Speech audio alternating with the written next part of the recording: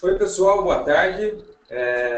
Em primeiro lugar, muito prazer, eu sou o Zé Luiz Zuliani, eu sou do time de comunicação da Inseres e, em primeiro lugar, eu queria pedir desculpas pelo atraso, pequeno atraso que a gente teve aí em começar a transmissão ao vivo com vocês, mas estamos aqui. Desde o início, eu quero agradecer pela audiência, pelas inscrições que a gente teve nesse webinar e vamos tocar a conversa porque temos muita coisa pela frente ainda, pessoal.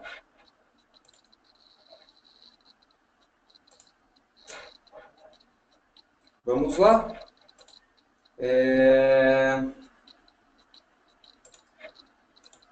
Bom, falando um pouquinho, explicando um pouquinho do que se trata o nosso webinar da Inseres, né? O webinar de hoje... Opa, só um minutinho que está dando um probleminha aqui com a tela. Aí, agora sim.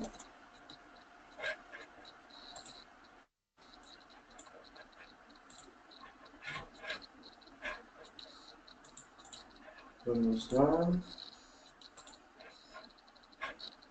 Muito bem, pessoal. Seguinte, falando um pouquinho sobre o webinar da Inseres, hoje a gente vai transmitir o webinar gratuito Agrometeorologia de Precisão com o professor Felipe Pilau, da Exalc USP. O webinar da Inseres é uma realização da Inseres, né? A gente já tem esse projeto faz algum tempo, estamos na segunda temporada, e tem a colaboração de uma série de entidades e páginas e grupos da comunidade agrícola que nos ajudam,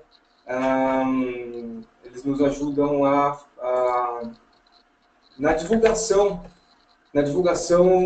desse projeto social. São parceiros nossos e a gente gostaria de agradecer eles em primeiro lugar, que é o grupo da Agricultura de Alta Precisão, comandada pelo Michael Carvalho. É uma comunidade muito bacana que reúne pessoas apaixonadas por agricultura de precisão para trocar informação, trocar experiências, dúvidas, e é um ambiente muito bacana de se trabalhar. Então fica aqui o convite para vocês. Sigam e curtam a página no Facebook da Agricultura de Alta Precisão. E, além disso, quem quiser deixar o telefone, o número do WhatsApp para a gente encaminha para o Michael, que eles têm vários grupos de WhatsApp só de troca de informação sobre a AP. Vale muito a pena. Então, quem quiser, manda nas perguntas e nos comentários e a gente repassa para o Michael depois. Agradecer também o pessoal da Exalc Tech, a incubadora tecnológica, que é parceira nossa e ajudou na divulgação. A USP Exalc, a Exalc, que é grande parceira nossa, temos mais uma vez um professor da Exalc conosco, transmitindo, participando desse webinar, então a gente agradece muito a Exalc por essa parceria. O portal Vida no Campo, que também é muito parceiro nosso, contamos com eles na divulgação desse webinar, uma página muito bacana do Facebook também, uma comunidade bacana sobre agricultura, então fica o convite mais uma vez para vocês curtirem mais uma página no Facebook, Vida no Campo, é só pesquisar lá e tem um conteúdo muito bacana. Temos também o Centro de Monitoramento de Piracicaba, o CMP, que também é uma página que o pessoal de Piracicaba já conhece bastante, eles dão informações sobre clima, sobre tempo, muito interessante o conteúdo deles, vale também a visita e conhecer. Um abraço para o Rodrigo Possebon, que é o nosso parceiro lá, que ajudou também na parceria de divulgação para esse webinar. E, por último, a página Agricultura de Precisão Brasil, que também é uma página do Facebook, também é uma comunidade que reúne apaixonados e pessoas que trabalham e vivem o dia a dia da agricultura de precisão. E é uma comunidade também de troca de experiências. Então, fica o convite, além das páginas anteriores, também curtir o Agricultura de Precisão Brasil no Facebook. Explicando um pouquinho para vocês o que é o nosso projeto social. A gente tem muita gente hoje que está chegando pela primeira vez, está assistindo o primeiro webinar nosso, então sejam bem-vindos em primeiro lugar, e explicando um pouquinho sobre como funciona. O projeto social Agricultura de Precisão ao Alcance de Todos é desenvolvido pela Inseres em parceria com universidades e centros de excelência no Brasil inteiro, para compartilhar conhecimento sobre tecnologias e inovações agrícolas a profissionais de agronegócio, estudantes e toda a comunidade agrícola. Estão disponíveis aulas e palestras sobre temas essenciais para o dia a dia de quem vive da agricultura. Na primeira temporada do projeto, foram mais de 1.500 inscritos nos eventos, espalhados por todas as regiões do país, e com acesso totalmente gratuito ao conteúdo transmitido. E eu quero fazer um adendo aqui. Hoje a gente passou a marca de 3.500 inscritos esse ano, e a gente tem que agradecer muito a vocês por estarem conosco nos eventos anteriores, por fomentarem esse debate, e o crescimento da agricultura digital passa pelas mãos de vocês também. Então a gente agradece muito a parceria. Para esse ano, o projeto apresentou e apresentará eventos baseados em 4 pilares: agricultura de precisão, nutrição de plantas, fertilidade e manejo do solo e pragas e doenças. Tudo isso em busca de agregar à comunidade os benefícios da agricultura de precisão e da agricultura digital, totalmente gratuito, passar esse conhecimento a vocês.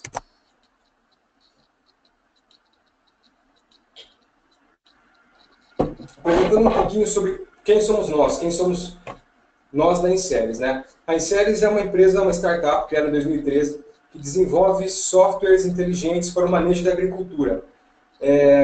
Nós somos focados em agricultura de precisão, conhecimento da fertilidade do solo, e temos inúmeras funcionalidades que podem e vão fazer a diferença na sua rotina de trabalho, no campo, com base na agricultura de precisão e na agricultura digital. A gente trabalha com mapas de fertilidade e recomendação em tempo real, planejamento de amostragem e um sistema único e exclusivo de gestão de análise de solo, books de relatórios personalizáveis com diferentes tipos de mapa, exportação de arquivos para controladoras em formato universal e também os processamentos mais rápidos, os mapas e as recomendações mais precisas do mercado.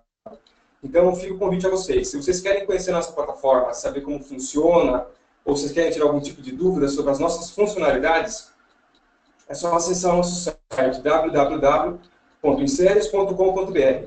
Lá você encontra uma série de vídeos que mostram como funciona a nossa plataforma, uma série de informações.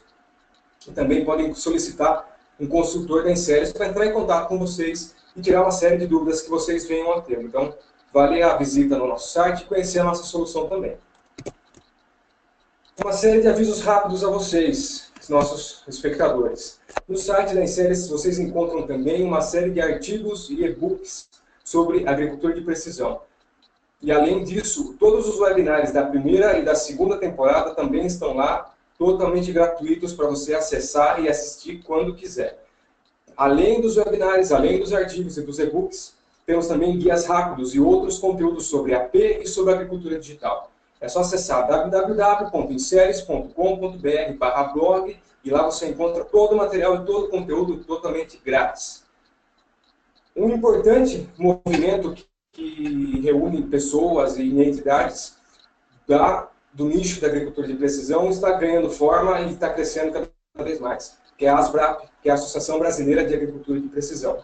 Agora, todas as informações sobre a ASBRAP, sobre se tornar um associado, os eventos, tudo vocês podem acompanhar e conhecer mais no novo portal deles, que é o asbrap.org. Lá vocês encontram também questão de valores, como se tornar um associado, enfim, é um movimento que fomenta e desenvolve a agricultura de precisão no país, e vale a pena vocês conhecerem e fazer, quem trabalha com AP, quem gosta de AP, trabalhar junto também nesse movimento. Estamos com vagas abertas para o nosso time em séries, ou seja, quem gosta de AP, de agricultura digital, está procurando recolocação no mercado de trabalho, temos vagas para o time de suporte e também para o setor comercial da Inseres.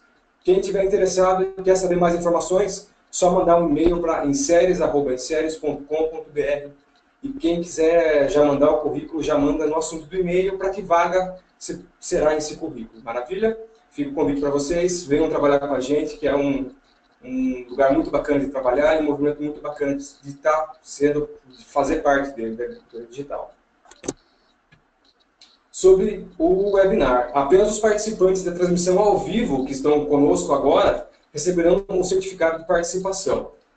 O certificado vai ser emitido amanhã, depois das 13 horas. E você pode acessar o seu certificado pelo site www.inseres.com.br/webinars. Lá você acessa o link do certificado, pode assistir. Esse webinar que está sendo transmitido ao vivo agora vai estar na íntegra amanhã também lá, e os webinários anteriores também. Então, tudo depois das 13 horas da tarde, amanhã vocês já podem acompanhar e acessar seus certificados também. E aqui no webinar você interage e você ajuda a apresentar também. Então, vocês podem utilizar a caixa de interação do lado direito da tela para mandar sugestões, comentários e perguntas ao vivo para o professor Felipe Pilau. As dúvidas serão recebidas por mim, organizadas, e vão ser respondidas pelo palestrante ao final da apresentação, que vai ser por volta de 18h15 e 18h30.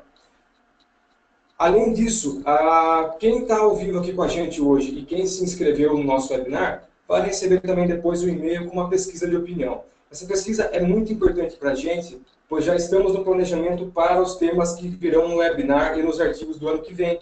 E a gente quer saber de vocês a opinião, do que tema você acha que seria legal ter e ser discutido aqui no nosso webinar das séries, além de profissionais e nomes de pessoas influentes, de professores, pesquisadores, que vocês gostariam que tivessem aqui transmitindo conteúdo gratuito para você e para centenas de pessoas que estão conosco, sempre estiveram e com certeza estarão muitas outras nos próximos eventos. Então eu peço a vocês que deem uma atenção se receberem esse e-mail e respondam para a gente, porque é muito importante para o projeto ter essas informações.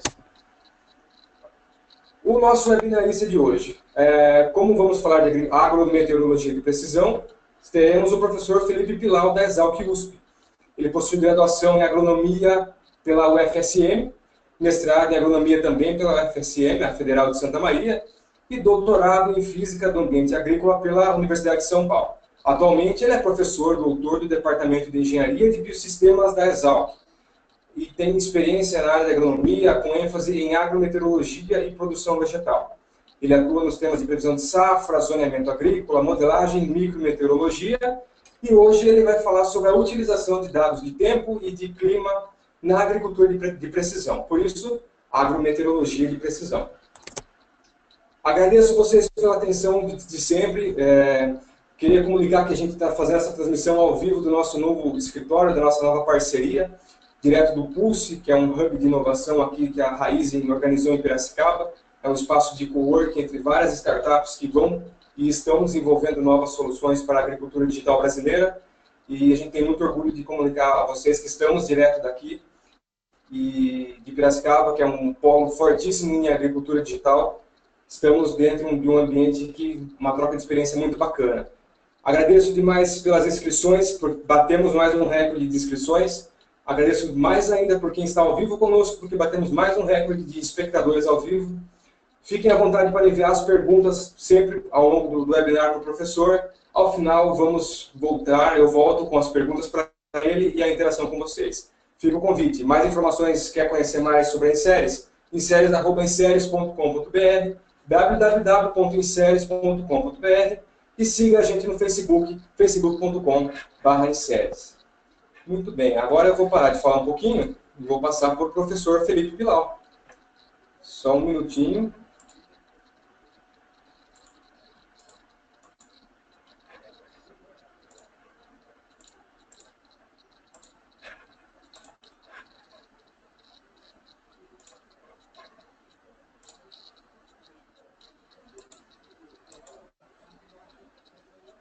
Muito bem, eu já passei aqui. Só o professor abrir o microfone dele aí e a gente começa a transmissão.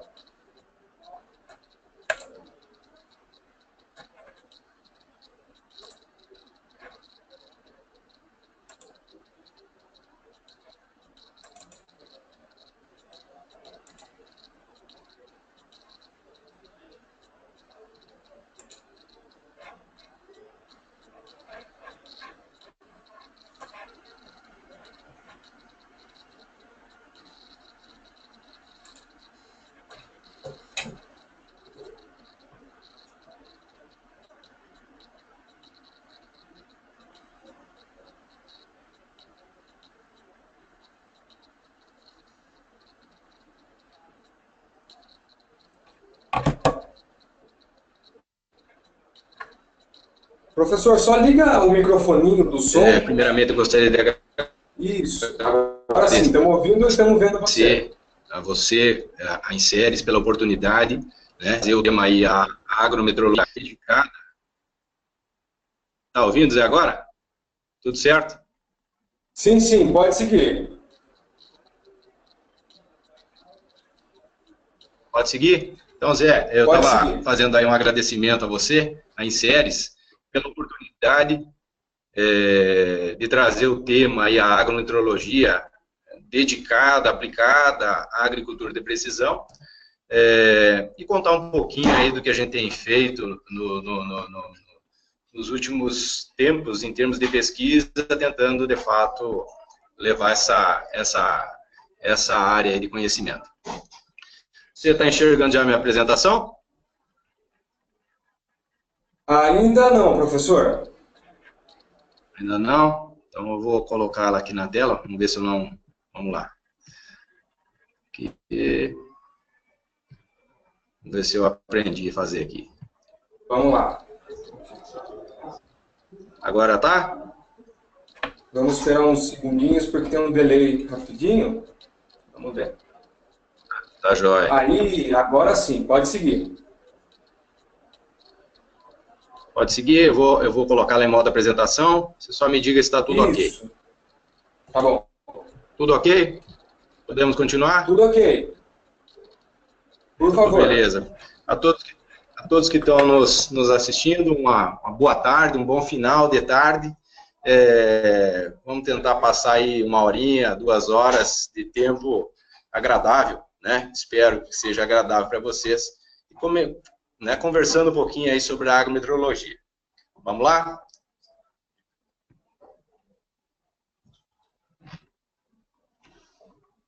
Espera que nós estamos nos arrumando aqui. Vou botar ali de novo. Aqui. Certinho. Então, vamos lá.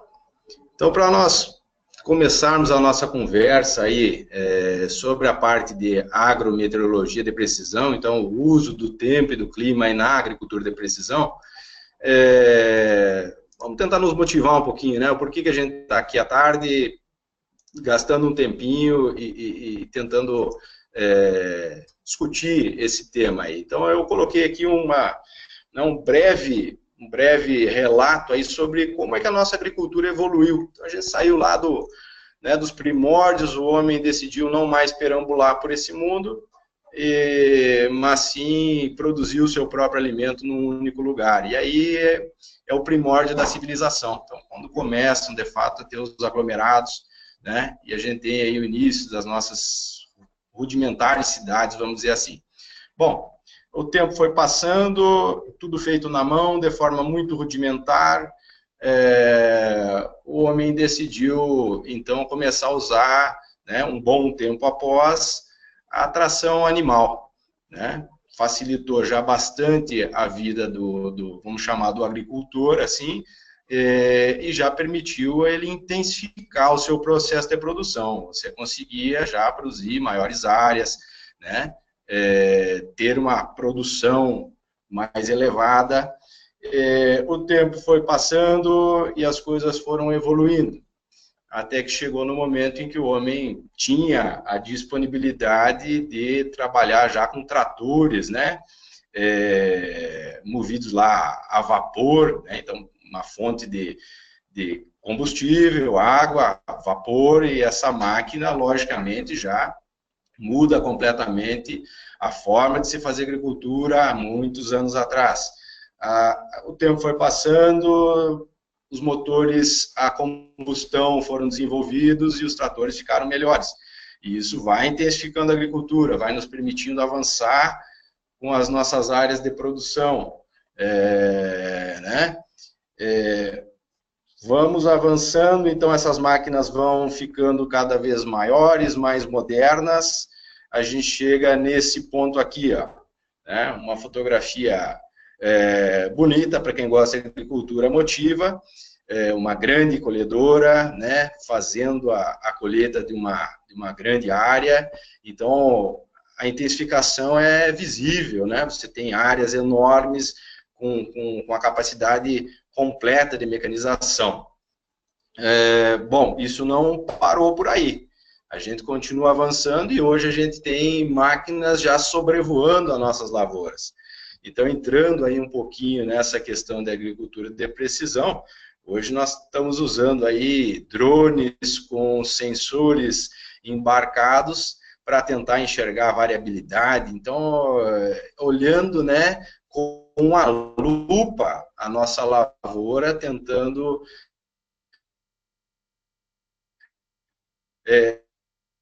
maximizar a produção, maximizar o uso dos insumos e assim por diante, a coisa evolui. Claro que necessariamente tem que estar a poucos metros acima da lavoura, a gente tem um olhar lá de fora da atmosfera.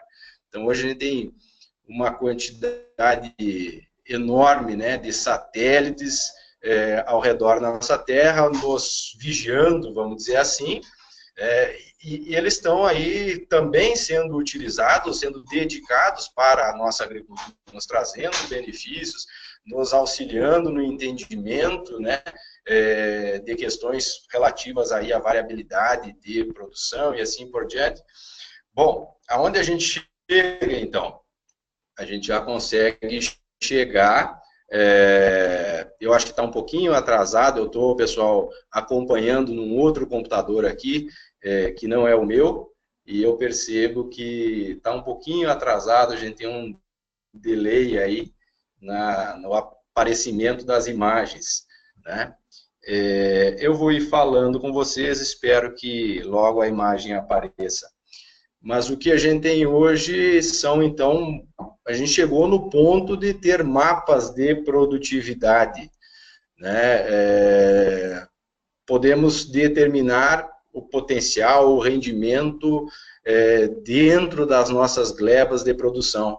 Então, a nossa agricultura ela evoluiu enormemente, né?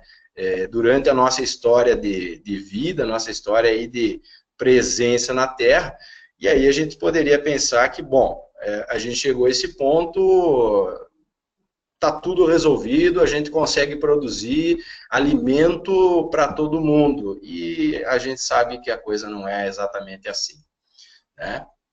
Então, pensando em segurança alimentar, pessoal, eu acho que vocês ainda não estão vendo o meu slide, né? Então eu vou aguardar um pouquinho para ver se ele aparece ali na tela, mas vamos fazer aí apareceu, vamos fazer um paralelo entre aonde nós estamos em termos de desenvolvimento da agricultura e frente a um mundo que ainda passa fome, certo? Então nós temos aí uma quantidade significativa, muito grande de países, né? Isso aqui é um mapa aqui, publicado pela FAO, onde a gente vê uma quantidade de população, uma porcentagem da população que sofre com a desnutrição, não só na África, né? Talvez fosse a nossa primeira ideia de onde esses países se localizassem,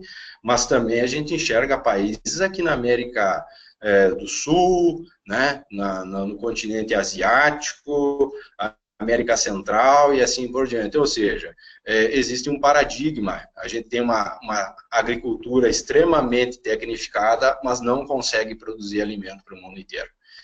E aí eu acho que são duas coisas, uma é uma preocupação, como agrônomo, como agente envolvido com a produção de alimentos, a gente tem que ficar espantado, mas segundo, isso tem que também ser um agente de motivação para nós, para de fato levar a agricultura ainda mais, né, ser melhor, ser mais tecnificada, ou ser mais eficiente, na verdade, né, e produzir alimento suficiente para todas as pessoas desse nosso mundo. Vamos lá, eu vou acompanhando o delay, vocês me perdoem, mas eu acho que esperar um pouquinho vale a pena. Então, esse nosso próximo slide, ainda como uma motivação para nós, eu peguei uma projeção feita também pela FAO, pela ONU, colocando o seguinte, a gente tem hoje 7,6 bilhões de pessoas no mundo, parte passando fome. A ONU projeta para 2100 11,2 bilhões de pessoas. Vamos nos deter aqui em 2050. Então, como alimentar o mundo em 2050 com 1/3 a mais de bocas para comer? E eu trouxe alguns pedaços tópicos desse relatório, que não é novo, ele é lá de setembro de 2009, né? Mas se tratando de necessidade das pessoas para comer, isso não muda com o tempo. Bom, esse relatório diz o seguinte, 80% a mais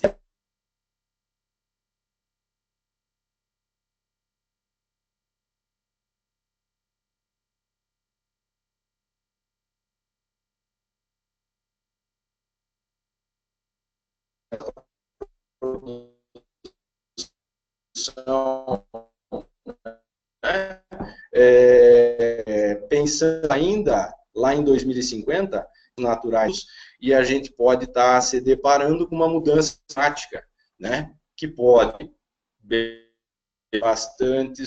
bastante problema para a produção de alimentos.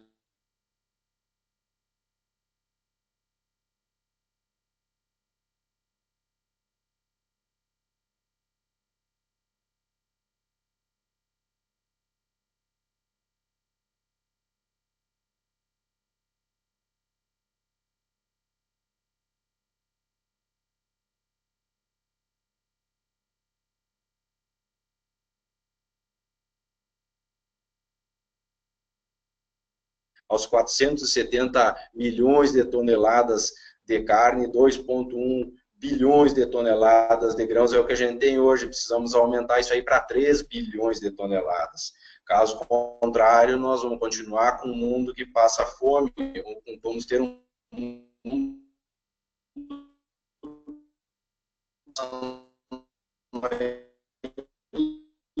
ainda mais fome.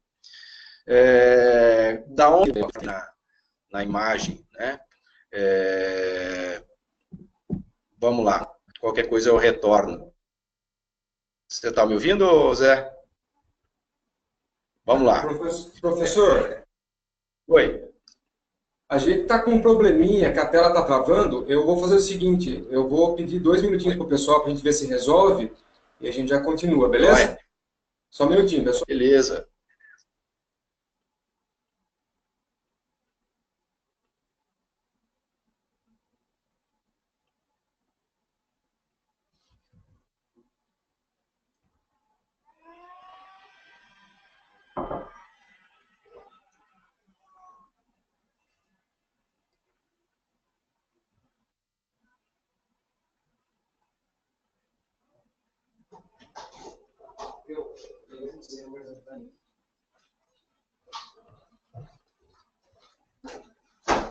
Vamos trocar o computador?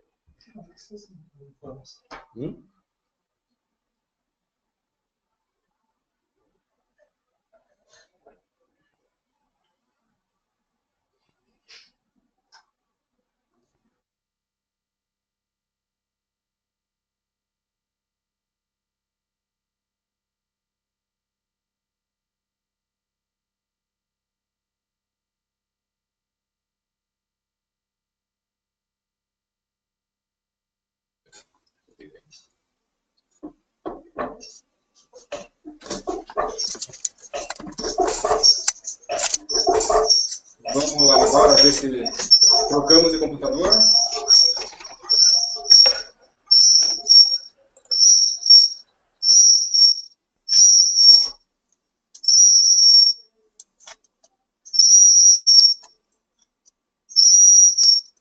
Som ativado. Som desativado. Som desativado. Som desativado. Som desativado. Som desativado. Som desativado.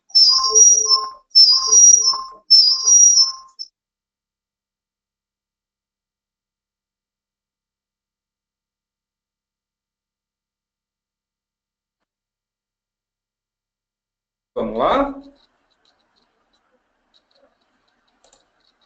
Podemos tentar agora? Zé, tá ouvindo?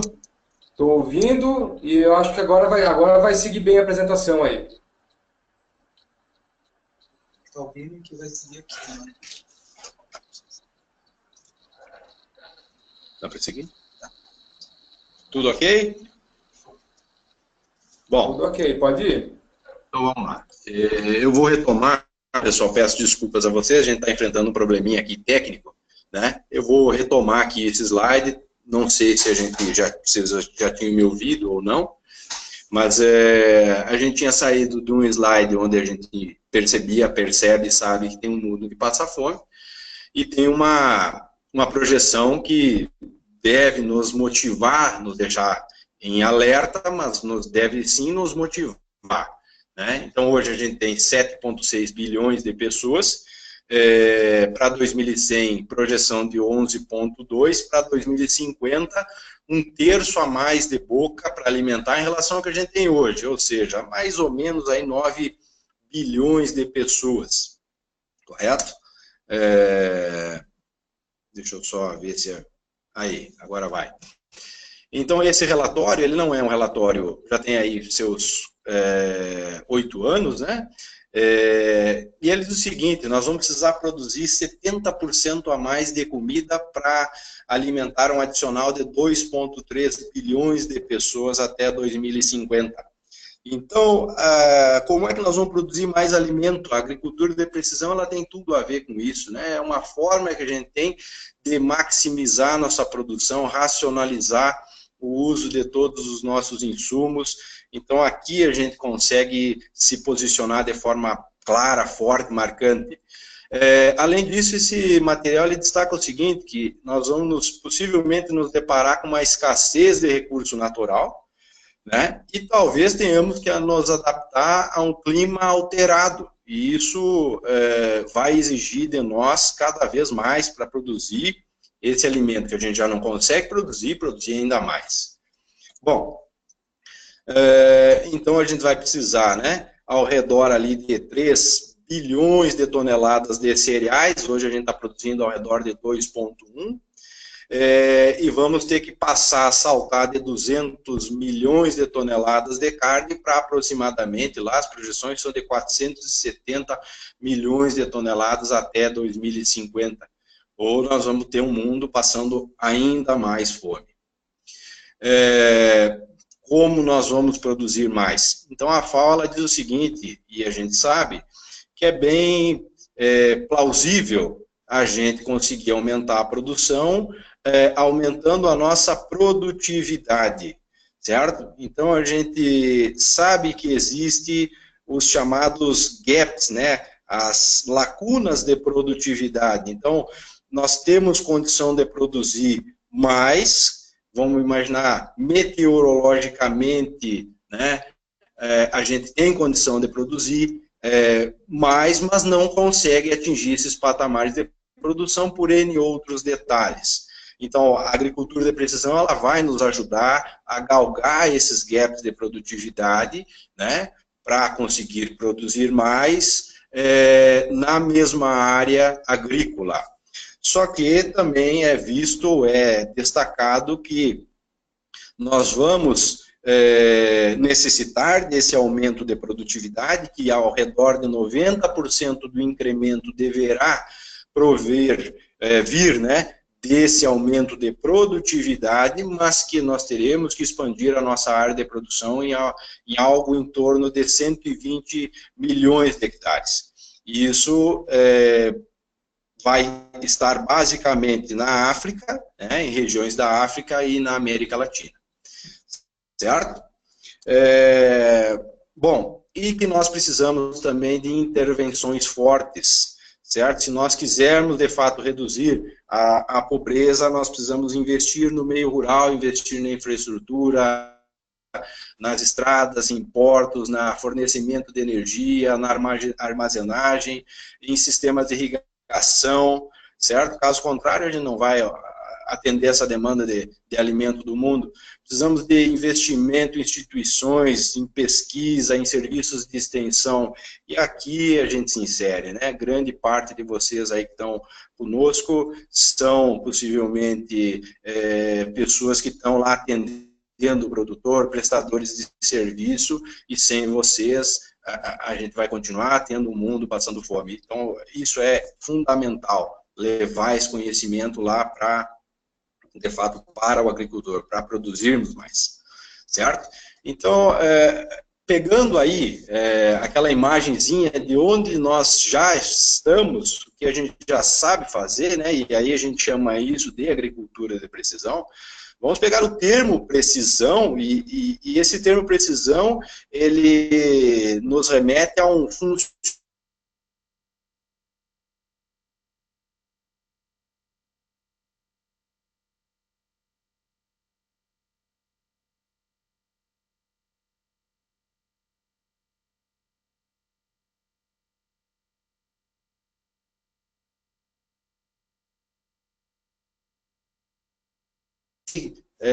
Então, pensar em produzir alimento com precisão, correto? Você está me ouvindo, Zé?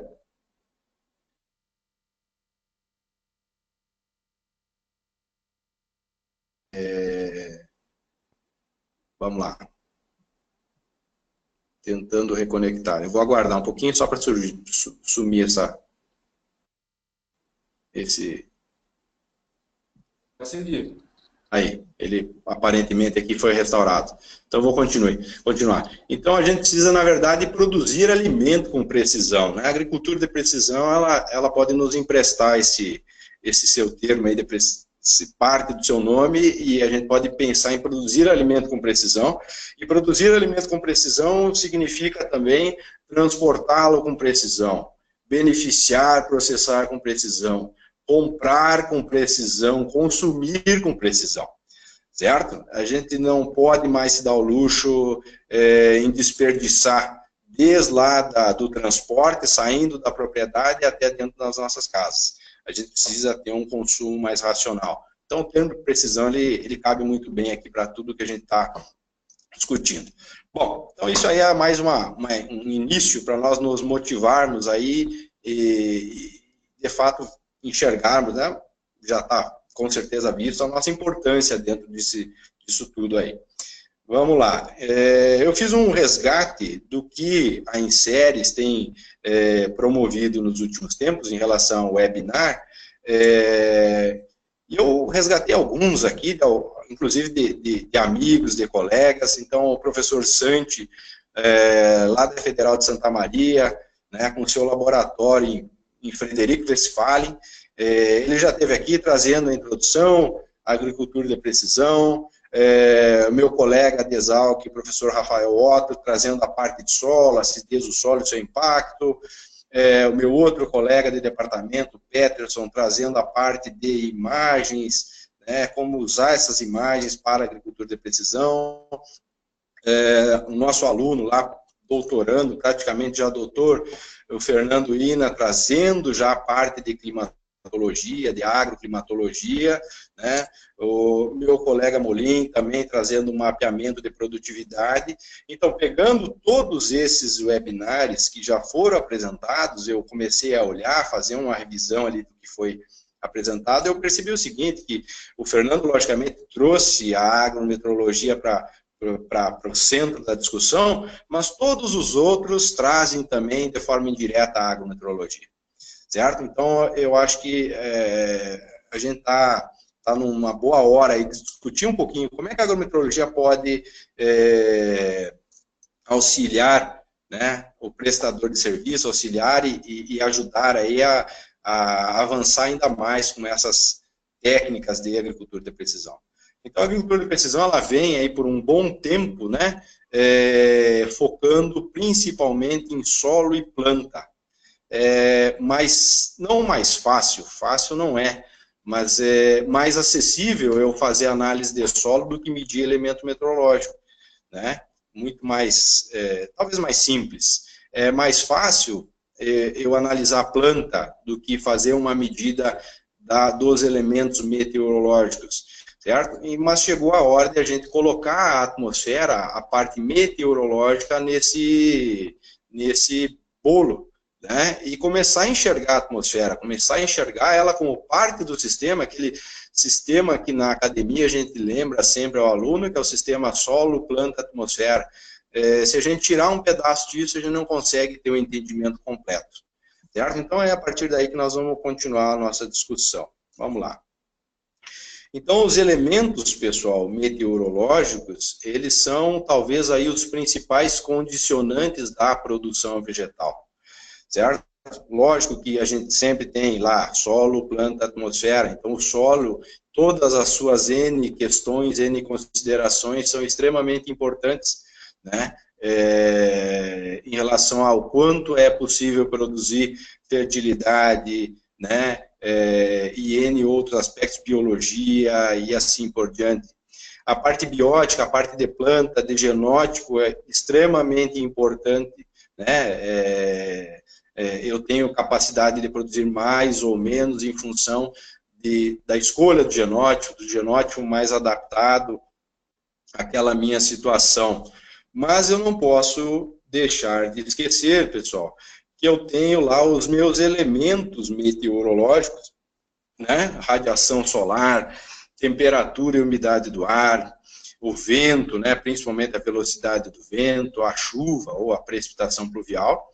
Eles são fundamentais, né? Eles são os principais condicionantes da produção vegetal.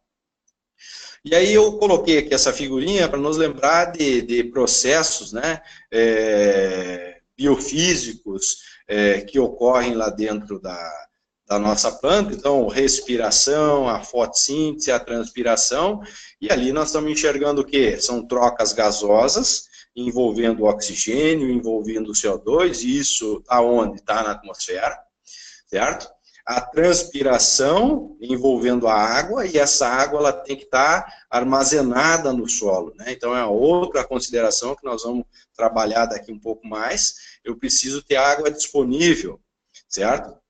Para que a planta consiga realizar os seus processos, para que ela consiga, de fato, fotossintetizar em taxa máxima, de preferência respirar o mínimo possível, né? Perder o mínimo possível daquilo que foi produzido, para que de fato eu tenha aí um rendimento satisfatório, né? Então esses gráficos que eu coloquei aqui embaixo estão relacionando a capacidade ou a taxa fotossintética, o que eu tenho de disponibilidade de radiação, nesse caso aqui luz, né? A parte fotossintética, fotosinteticamente ativa lá da radiação solar, ela está relacionada ao quanto eu tenho de carbono na atmosfera, né? Então, quanto eu tenho lá disponível, qual é o mecanismo fotossintético da planta que eu tenho lá no campo, como que isso vai ter relação com a fotossíntese, e também a questão de temperatura. Então, existe, a gente sabe disso, né, um ótimo térmico, uma faixa ótima e valores basais, né, onde a taxa de crescimento, a fotossíntese praticamente é nula, é zero. Então, nós precisamos estar sempre com a temperatura do ar, né, dentro, ou buscamos estar dentro desses limites ótimos aqui, correto? Então, se esses elementos meteorológicos não favorecerem fotossíntese, se a transpiração não for atendida, ou seja, a planta está sofrendo com deficiência hídrica, pessoal, eu não vou conseguir produzir o que seria possível, ou o que o material genético poderia me dar em termos de produção, ou aquela adubação que eu realizei, ela não vai se converter em produtividade, certo? Então, nós precisamos ter esse acompanhamento meteorológico, ele faz parte do sistema, está na hora dele entrar com mais força e fazer parte das nossas análises, análises das lavouras, das nossas lavouras, correto? Só assim a gente vai ter, de fato, uma produção satisfatória. Infelizmente, o milho está valendo pouco, né? Esse punhadinho de moeda aí, mas o importante é a gente produzir alimento. Temos que produzir alimento. Vamos lá. Bom, fazendo aí um resgate em termos de conceitos, é importante, vocês vão ver daqui um pouquinho por quê. A produtividade, ela é um resultado, né, vamos dizer assim, daquilo que a planta produz. E a gente pode resumir isso nessa equação simples aqui, que todo mundo que passou pela academia, pelo segundo grau, lá viu, né, a equação que descreve de forma simplificada a fotossíntese. Então, eu tenho CO2, tenho água, tendo energia, eu consigo incorporar o carbono numa molécula orgânica, tendo ainda como substrato saída água e oxigênio. Certo? Então, vocês vejam aqui, ó, que a meteorologia está comandando o processo. é a atmosfera que está medando o CO2, é a água que veio de chuva, pode vir de irrigação, de outros meios, mas de alguma forma é a chuva que vai repor essa água para mim usar, né? A energia solar, e aí eu tenho de fato produção. O grão de milho está aqui, ó, ele vem daqui, correto?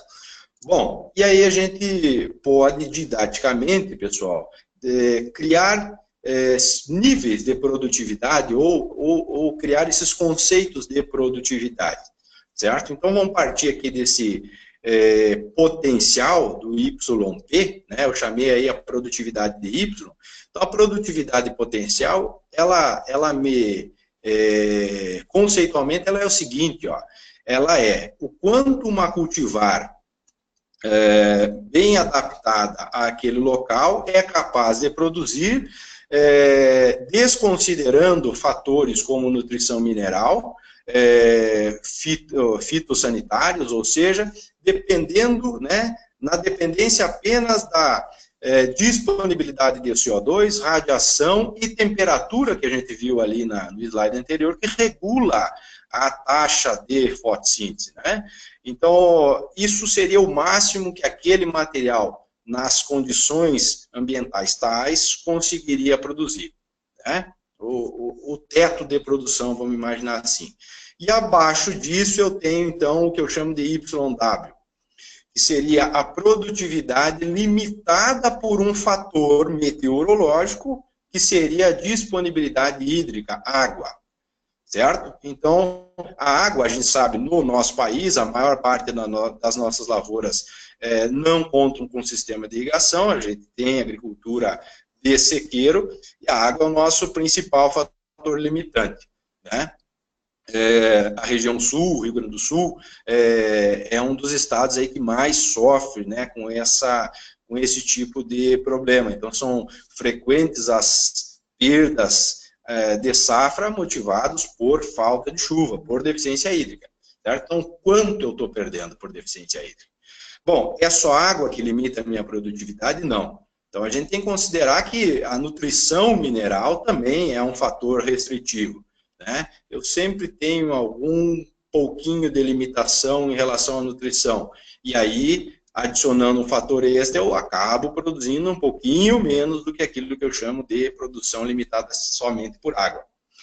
E o meu último patamar seria a produtividade real, aquela que a gente observa no campo, que sai do campo, que eu chamo de atual, né? Que é deplecionada. Então, ela é dependente de CO2, radiação, temperatura, ela foi deplecionada por água, né? Sempre existe uma perda por deficiência hídrica, por mínimo que seja, ela vai existir. Eu posso ter a nutrição como um fator limitante, por mínimo que seja, algum pouco eu vou perder, mas eu também posso enfrentar perdas promovidas por competição, plantas daninhas, por pragas, né, doenças e assim por diante. Correto? Então, são níveis de produção. E a gente precisa saber o seguinte, ó, qual é o potencial de produção que eu tenho num determinado local. O quanto, meteorologicamente, eu tenho de capacidade de produzir, certo? Quanto eu poderia produzir se eu não tivesse limitação nenhuma e tivesse uma cultivar bem adaptada. Existem trabalhos como esse do Van Intersum, que ele diz o seguinte, a gente pode trabalhar com algo, focar em torno de num número, aqui 80% seria o nosso objetivo, 80% da produtividade potencial, 80% da produtividade ali limitada por água, esse seria um número para a gente atingir, né? Então seria uma produtividade possível, certo? Mas na maioria das vezes, pessoal, a gente percebe que a produtividade, de fato, aquela que vem do campo, está bem aquém a esse número. Ou seja, a gente tem o chamado yield gap, uma lacuna de produtividade. É isso aqui que a gente precisa buscar entender e preencher, correto? Bom, vamos lá. Vamos continuar. Então, a agricultura de precisão, né, por princípio lá dela, ela busca ela busca determinar a variabilidade de solo e também, se a gente pegar lá no Wikipedia, lá na internet, né, não só solo, mas também clima. Lá está o clima na jogada. A questão meteorológica já está lá. Perfeito? Então, a agricultura de precisão, ela tem, né, uma intensa análise e manejo do solo. Ela tem uma capacidade de entender a variabilidade produtiva, certo? Que é limitada por alguns fatores. E aí eu trago esse gráfico, essa figura, né? Que é um trabalho que eu estou desenvolvendo e que mostra para nós o seguinte, vamos tentar entender ela um pouquinho aqui. Isso aqui são dados de produtividade, não produção, produtividade de soja no Rio Grande do Sul, né? N safras, algumas localidades, e eu plotei a produtividade versus o montante de chuva acumulada durante a safra. E aí a gente percebe o seguinte, ó, 800 milímetros, a partir de 800 milímetros, se eu traçar essa curva sobre a borda desses dados, é uma forma que a gente tem de analisar, né, o teto de produção. Então, a partir de 800 milímetros de chuva, a gente percebe o seguinte, então não adianta eu ter mais chuva, isso não resulta em maior produtividade. Correto? Bom, ao mesmo tempo, eu peguei essa outra curva aqui, desenvolvida lá por pesquisadores do Rio Grande do Sul, que ajustaram um conjunto de dados parecido com esse, não está aqui, mas dados de lavouras que buscam aquele teto de produtividade, com ou sem irrigação. Então, vocês percebem que o ajuste de borda deles é superior ao meu ajuste de borda. O meu ajuste de borda é inferior. Essa diferença aqui é o gap, certo? Então, por que eu estou produzindo, ou tem locais produzindo 3.000, se tem gente no Rio Grande do Sul com o mesmo montante de chuva acumulado produzindo 6.000 quilos de soja por hectare? Bom, são N as considerações que eu posso fazer. Mas uma delas, pessoal, puxando para a meteorologia, é o seguinte, o que são 800 milímetros de chuva? Ou por que eu tenho uma gama de valores relacionados a 800 milímetros de chuva? Certo? O que interessa não necessariamente é o total de água, mas é a distribuição dessa chuva dentro da área de produção. Tanto espacialmente, então, aonde chove, aonde não chove, quanto o momento em que essa chuva chega, o momento fisiológico, o momento fenológico da minha cultura, certo? Então, eu preciso ter água, de preferência, sem falta, naqueles momentos em que a minha planta tem maior sensibilidade à falta de água, certo? Então, por isso que a gente enxerga, lógico que esses dados estão incorporando outros fatores, nutrição, doenças e assim por diante, mas se a gente desconsiderasse eles, esse seria um dos motivos de a gente ter essa variabilidade relacionado, por exemplo, a um limite ou a um valor apenas de valor armazenado. Então, nós precisamos começar a entender um pouquinho sobre a distribuição temporal e espacial dos elementos meteorológicos, principalmente chuva, água, que é o principal fator restritivo à produção agrícola. Bom, eu vou fazer um comparativo aqui entre um monitoramento, vamos dizer assim, convencional, que é o que a gente costuma fazer, né? Um monitoramento agrometeorológico, baseado, então, em estações meteorológicas de superfície. Então, eu pego lá o dado da estação meteorológica, medido sobre uma área gramada e assim por diante, né? Essas estações aqui no Brasil, pelo tamanho da figura, parece que estão bem próximas. À medida que a gente pega uma figura, estado de São Paulo, né, que aumenta um pouquinho, a gente percebe o seguinte, nem todo município tem estação e a distância entre estações é grande. Então, eu tenho um vazio ali, eu não conheço ou não sei o que está acontecendo em termos de meteorologia entre as estações, certo? Bom, o que eu faço com essas estações? Eu consigo pegar os dados puros, vamos dizer, de chuva, de temperatura, fazer uma análise em cima desse dado puro, correlacionar ou determinar o que está acontecendo durante a produção, eu posso transformar isso num produto, né? Então, um exemplo seria o balanço hídrico, eu posso contabilizar as entradas e saídas de água do meu solo lá, e enxergar se a minha planta está sob estresse, não está. Eu posso pegar os dados desse balanço hídrico e espacializar, e considerando que a minha interpolação é verdade, a gente sabe que isso não necessariamente é, ou dificilmente é, mas é o que a gente pode fazer, né? Pensando em trabalhar com dados de estação, porque a gente trabalha com dados pontuais, certo? Então, eu vou espacializar, vou disponibilizar alguns produtos, então, água no solo, alertas fitossanitários, estimativas de produtividade, imaginando que a minha interpolação está correta. A gente sabe que não está, mas é dessa forma que a gente costuma trabalhar, uma forma que eu chamo aqui de convencional, correto? O que a gente está desenvolvendo hoje como pesquisa, como linha de pesquisa aqui na escola, é tentar melhorar esse entendimento, essa medida dos elementos meteorológicos. Então, eu nomeei isso como uma agrometeorologia dedicada à agricultura de precisão. Por isso o termo agrometeorologia de precisão, certo? Então, eu quero identificar a variabilidade dos elementos meteorológicos dentro da área. Se eu pego esse mapa aqui de produtividade, né, não coloquei a legenda, mas seria um mapa de produtividade, eu enxergo aqui a variabilidade, isso aqui é uma consequência da variabilidade dos aspectos bióticos, dos aspectos de solo e também da questão meteorológica. Então, eu preciso enxergar essa questão meteorológica dentro da área. Eu não posso, não é que eu não posso, seria melhor, né, como o próprio nome já diz, eu ter a medida junto da área, ou de alguma forma medir sobre a minha área, ao invés de eu pegar o dado meteorológico de uma estação que está a quilômetros e quilômetros de distância e imaginar que o que está acontecendo na estação deva estar acontecendo na propriedade. E a gente sabe que isso dificilmente está acontecendo, certo?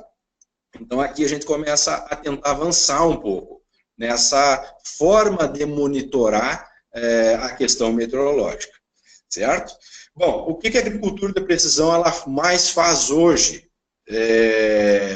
Ela analisa a variabilidade, certo? É preciso conhecer, e ela foca muito, ou vem focando muito, né, nos últimos anos, na questão de, por exemplo, química do solo. Então, você tem mapas aí, eu peguei mapas só para elucidar aqui, ó, mapas de fertilidade, mapas de pH de solo, correto? Eu posso ter mapas aqui de fósforo, disponibilidade de fósforo, eu posso ter mapas de disponibilidade de potássio. Bom, qual é a importância da fertilidade, de eu conhecer essa variabilidade em termos de fertilidade e química do solo, pensando em agrometeorologia? Há um bom casamento entre isso. Para nós tentar, para mim tentar passar para vocês, tentar fazer vocês enxergar um pouquinho disso, eu busquei lá dados lá do Comitê Estratégico de Soja Brasil, SESB. Então eles têm um relatório que diz o seguinte: relações de enraizamento e cálcio no solo, né, para alta produtividade, safra 14-15. Bom, o que tem que ver cálcio e enraizamento com a agrometeorologia? Tem tudo a ver, pessoal. Sem raiz, sem aprofundamento do sistema radicular, a nossa cultura ela fica muito sensível ao estresse hídrico, certo? Não adianta eu ter chuva se eu não tiver capacidade, primeiro, de armazenar, segundo, de buscar essa água. Então, eu preciso explorar o meu solo, correto? Bom, eu trouxe alguns detalhes desse relatório. Um deles, eles dizem o seguinte, lá de 1980, né, tem um bom tempo já, essa citação, ela basicamente resume o seguinte: as plantas têm uma considerável capacidade de absorver água em profundidade, certo? Vamos pegar e nos ater aqui na nossa figurinha, onde a gente tem a profundidade, vamos dizer, a densidade do sistema radicular, a quantidade de água absorvida e aqui a porcentagem em relação ao total. E a gente enxerga que até 30 centímetros eu tenho 18% da água absorvida. E 82%, certo?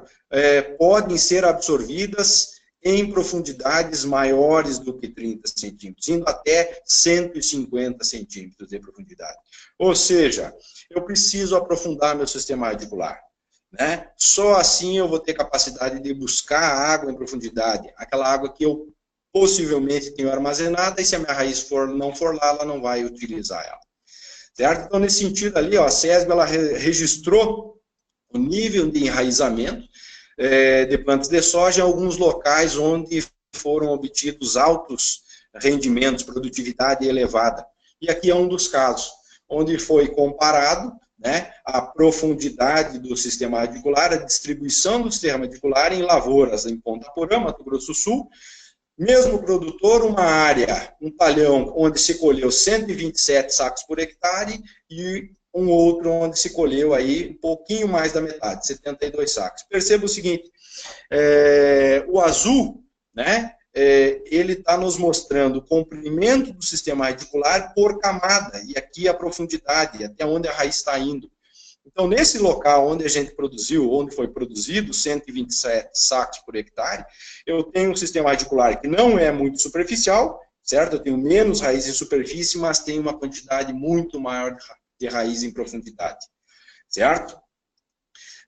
Um outro exemplo, ó, Capão Bonito, aqui em São Paulo, a mesma coisa, certo? Uma área onde eu tenho 122 sacos comparado com uma área onde eu produzi uma outra unidade da lavoura onde foi produzido menos. E aí você percebe o seguinte, o sistema radicular é diferente, certo? Eu tenho aprofundamento do sistema radicular, eu tenho uma quantidade grande de raiz em profundidade.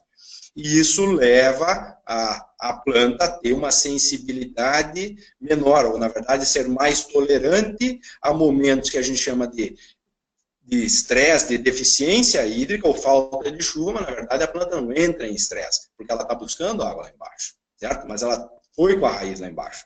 Caso contrário, aí ela começa a sofrer.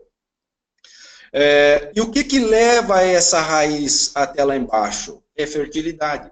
A raiz não vai lá embaixo à toa, certo? Ela vai buscar alguma coisa. E fertilidade explica muito disso. O cálcio explica muito. O cálcio é um promotor de crescimento do sistema radicular.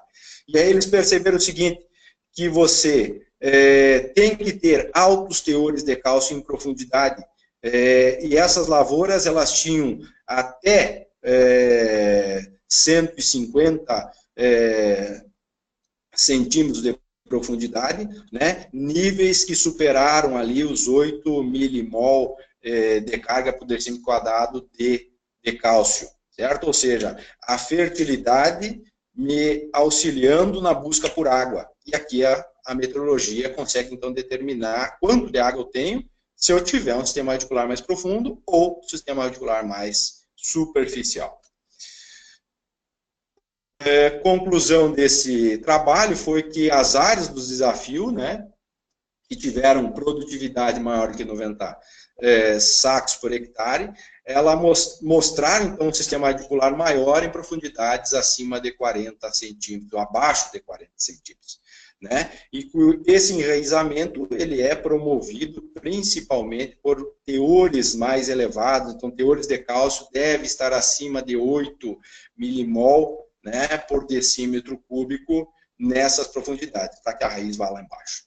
O que mais? Física do solo. Já é algo tradicional, consagrado na agricultura de precisão. Então, se faz lá a análise de compactação, a análise textural, né, ou de alguns componentes, por exemplo, o componente argila, e mais uma vez, o que tem que ver isso com a parte agrometeorológica? E eu trouxe esse artigo, né, de ex-colegas meus de Federal de Santa Maria, já é um artigo lá de 2009, onde eles tentam criar equações para estimar a capacidade de retenção de água a partir de características físicas do solo, certo? Ou seja, o solo tem uma relação direta entre as suas características e o quanto ele é capaz de armazenar de água. E isso é meteorologia. Quanto eu consigo armazenar? Eu preciso saber disso aí.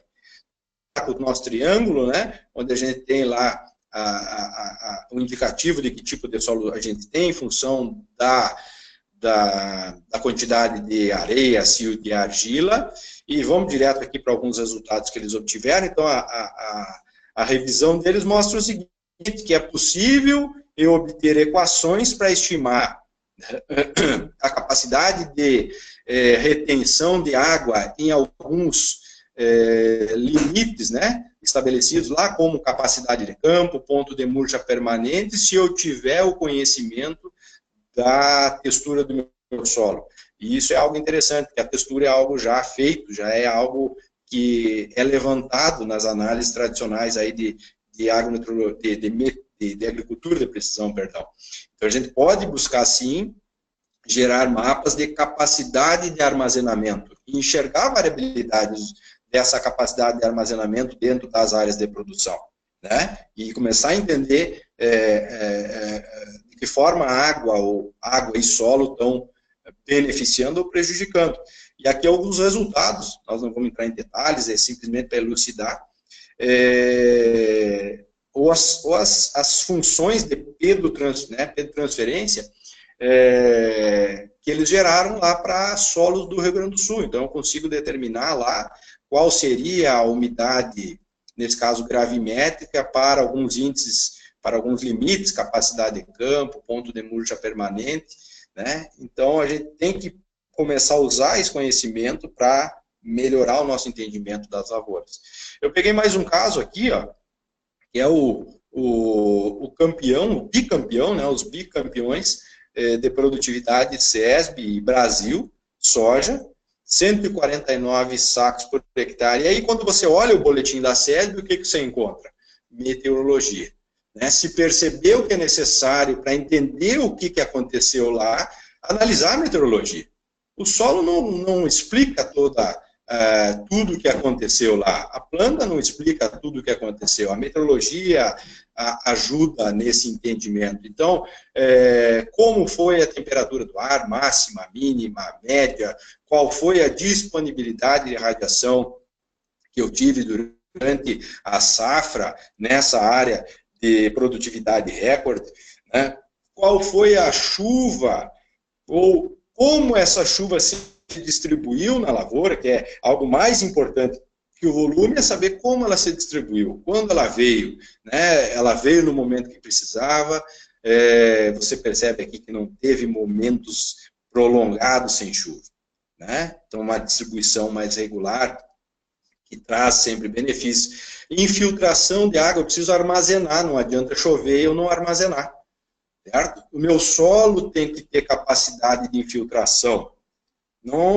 Se eu tiver um solo que não infiltra, pode chover o que for, eu não vou ter água disponível. Se eu tiver, então, né, um sistema radicular superficial e um solo com uma capacidade muito baixa de infiltração, bom, eu estou extremamente suscetível à estiagem, certo? A minha perda vai ser acentuada caso ocorra períodos, às vezes, muito curtos de falta de água, falta de chuva. Impedimento físico. Então, eu preciso buscar essa água. Né? A raiz tem que ter capacidade, tanto química quanto física, de penetrar esse solo, certo? De ir lá embaixo, de ter a capacidade de buscar a minha água. O que a gente já viu, ó, olha aqui, o perfil, né, ou a fertilidade em termos de disponibilidade de cálcio em profundidade nessa lavoura. Ou seja, eu tenho parte física e parte química beneficiando ou incentivando o sistema radicular a se aprofundar. E aí eu fico com uma lavoura, né, que ela é mais tolerante, né, mais resistente aí à falta de chuva. Bom, vamos contar um pouquinho para vocês do que a gente tem feito para tentar entender, tentar enxergar essa variabilidade. Então, a vontade, só para contar rapidamente, a vontade de trabalhar com a agrometeorologia aplicada à agricultura de precisão, ela já vem de longa data. Né? Eu comecei trabalhando na Universidade Federal de Santa Maria, no campus de Frederico Westphalen, e lá em conversas lá com o meu amigo e colega Santi, o professor Antônio Luiz Santi, eu ouvindo, na verdade, ele comentar sobre os seus resultados de pesquisa em agrometeorologia, ele dizia o seguinte, que a questão solo não respondia mais, ou não não dava para se entender toda a variabilidade de produtividade simplesmente em cima da variabilidade de química e física do solo. Estava faltando alguma coisa. E a partir dali já a gente percebia que a meteorologia poderia, sim, contribuir, passar a responder, né, essa lacuna de entendimento sobre variabilidade. Bom, só que há uma dificuldade muito grande em você implementar isso. A meteorologia precisa de instrumentação, bastante instrumentação. Isso é relativamente caro e nem sempre a gente tem recurso disponível. Então, há 1 ano e meio, mais ou menos, é que isso tudo começou a ser desenvolvido, através principalmente de um projeto chamado SOS Chuva. É um projeto que envolve inúmeras instituições, liderada pelo INPE, né? E ali estão junto Unicamp, USP, AG, nós da Exalc, com a parte agrícola, porque o projeto ele tinha um caráter bem defesa civil, muito mais voltado para a questão urbana, e aí em reuniões eu consegui mostrar para eles que a aplicação agrícola, né, vamos imaginar assim, da detecção de chuva, tem um impacto tão grande quanto na parte urbana. E eles toparam e eu entrei nesse projeto que é financiado pela FAPESP. E aí eu consegui ter instrumentação e hoje eu trabalho com um radar meteorológico que é o que me dá a capacidade de medir chuva em alta resolução dentro de uma área do estado de São Paulo. Então, para localmente a gente entender um pouquinho, né, dessa variabilidade de chuva, a gente tem uma malha de pluviômetros, são 9, parece pouco, né, mas para nós aí a gente já considera um número razoável, satisfatório de pluviômetros distribuídos aí em 200 por 200 metros, então formando aí uma área, ou totalizando uma área de aproximadamente 36 hectares, certo? E a gente fica mensurando chuva no intervalo de 1 segundo. Então eu estou contabilizando essa chuva já há um bom tempo, e eu trago aqui para vocês alguns resultados, né? Esses resultados estão sendo trabalhados por orientados meus de pós-graduação, eu trago alguns para a gente começar a perceber, a enxergar, e aqui a ideia é mostrar a necessidade para vocês, a necessidade de a gente monitorar a questão meteorológica. Então percebam o seguinte, pessoal, eu trouxe 4 exemplos, 4 dias de medida de chuva, né? E a gente enxerga que em todos eles eu tive numa área pequena, muito menor que as áreas, né, que a maioria de vocês está acostumado a trabalhar, grandes áreas de produção, então é uma área infinitamente menor, a gente enxerga volume acumulado de chuva, certo? Então nessa primeira situação eu tenho pontos de mínimo de 4 a máximo de 10, nessa outra situação, mínimo de 2 a máximo de 11, e assim a gente vai mínimo de 6 de 8, mínimo de 35 a 43, certo? E uma coisa interessante é que esses máximos e mínimos vão variando espacialmente, né? Eles não permanecem no mesmo lugar. Então, horas uma área recebe mais, outra hora recebe menos, e isso é importante. Essa é a questão temporal, né? Então, será que essa área recebeu chuva no momento que era mais necessária, a planta estava mais sensível à falta de água, ou não? Certo? Então, isso aqui, com certeza, implementa, né, ou imprime variabilidade, ou vai imprimir variabilidade de produtividade dentro da minha área. Essa minha área de controle, ela não é uma área onde eu tenho agricultura de precisão. Infelizmente, esse vai ser o próximo passo. A gente precisa agora ir para cima de áreas onde eu tenho, né, a agricultura de precisão sendo realizada. Para, de fato, eu conseguir correlacionar meus mapas com os resultados de produtividade. Então, hoje a gente está trabalhando com simulações, com modelagem, correto? Então, esses são os resultados, né? Independente do volume acumulado, eu trouxe aqui sempre o máximo e o mínimo acumulado de chuva, ou seja, 2 pluviômetros apenas, aquele que acumulou mais e menos, e independente se o volume é grande ou o volume naquele dia foi alto, sempre há diferença. Sempre há diferença de chuva em uma área extremamente pequena. certo? Aqui a gente tem contabilizado essa diferença, e percebam que há uma frequência muito grande de diferenças que superam os 5 milímetros. 5, 6, 7, 8, nós chegando em quase 10 milímetros. Nós coletamos aqui, não tem todo o tempo de coleta, eu peguei um tempo preliminar, 150 dias, e a diferença entre aquele que mediu mais ou menos ultrapassa os 70 milímetros. Isso é muita água, pensando que 150 milímetros é um tempo cronológico razoável e muito próximo aos ciclos de produção das nossas culturas. Soja, milho e assim por diante, certo? Então, eu tenho certeza que lá no campo vocês estão tendo variabilidade de produtividade imposta por chuva. O que mais a gente implementou ali? Vamos enxergar essa variabilidade não apenas dentro do nosso grid, lá de 9 pluviômetros, mas vamos colocar um mais longe um pouquinho, e aí eu chamei ele de soja, porque ele estava dentro de uma área de soja, lá também na Fazenda Areião da Exalc. E o outro está dentro do nosso posto meteorológico. Então, um primeiro a 850 metros do ponto central da nossa malha, e o outro, terceiro ponto, né, o segundo ponto, a 2.500 metros do ponto central da malha, o que é pouco. Se a gente pensar em grandes áreas de produção, né, temos várias onde a gente consegue andar esse percurso aí, e está dentro da mesma propriedade.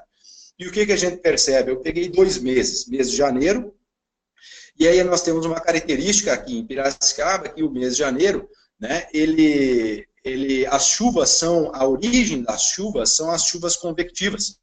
São aquelas nuvens que vão se formando ao longo do dia, localmente, né, e promovem aquelas mangas, vamos dizer assim, de chuva. Chove no local, você está vendo a chuva e você enxerga que em outros pontos não está chovendo. E isso fica claro, pessoal, em alguns momentos. Então, percebam nesse dia aqui, onde a média, né, dos 9 pluviômetros registrou um valor irrisório de chuva, enquanto nos outros pontos, a 850, 2.500 metros, você teve um volume elevado de chuva. Bom, a gente podia pensar, não é erro é erro do pluviômetro, não é erro, eu tenho um 9. É muito ao acaso 9 errarem, né? 9 darem problema no mesmo momento. Ao contrário, no dia 10 aqui, antecedendo isso, eu tenho um volume muito maior lá na minha malha em relação aos outros pontos. Ou seja, são aquelas chuvas locais, certo? E aí você imagina se eu estou fazendo um monitoramento de forma convencional, pego o dado da estação e imagino que lá na propriedade choveu na estação. Com certeza a gente vai estar errando, certo? Os volumes acumulados no mês nos mostram isso aqui, diferença. No posto meteorológico 336 milímetros, enquanto lá na minha malha 285. Eu tenho uma diferença aí de praticamente 50 milímetros. Um outro mês de maio, as chuvas começam a já serem oriundas de frentes que, com não muita frequência, atingem a nossa região e trazem chuva. E aí a variabilidade começa a diminuir, porque são grandes massas de nuvens cobrindo a região, e há uma tendência de as chuvas serem mais homogêneas. Mas ainda assim a gente percebeu ali uma diferença entre o que foi medido no posto e foi medido lá na nossa malha. Correto? Bom, eu preciso armazenar isso aqui, né? Preciso determinar, na verdade, a umidade do solo. O que vai resultar em produtividade, o que vai estar disponível para a planta não é a chuva, mas aquilo que ficou armazenado no meu solo.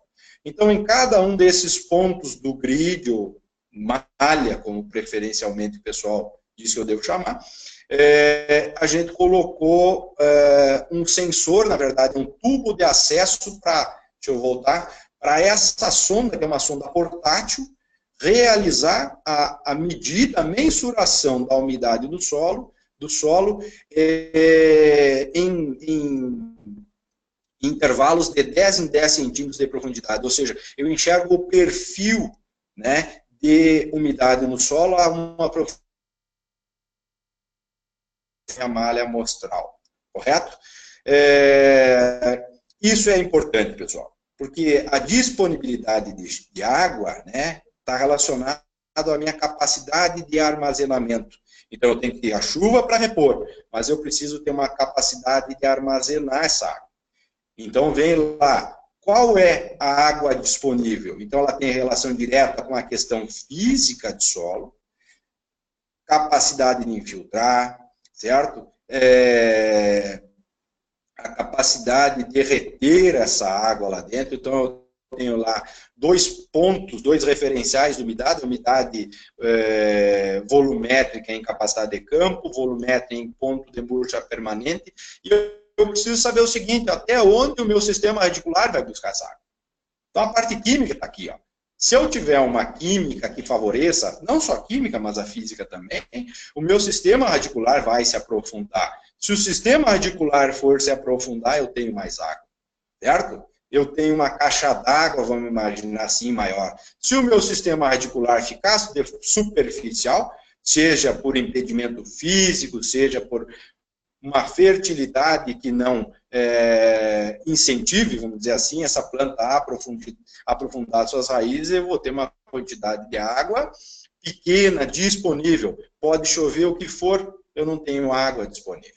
E é isso que a gente tentou buscar lá na nossa área. Vamos entender agora, não só a chuva, mas entender essa questão do solo e como é que a água está lá na nossa área experimental, né? E aí eu trago alguns exemplos para vocês verem. Então, eu tenho a medida aqui da umidade do solo, e isso aqui é um resultado tanto do que choveu, quanto da capacidade do meu solo de armazenar água. Então, tem uma variabilidade de característica, de solo aqui na minha área? Tenho, a gente está fazendo esse levantamento para enxergar isso aí, né?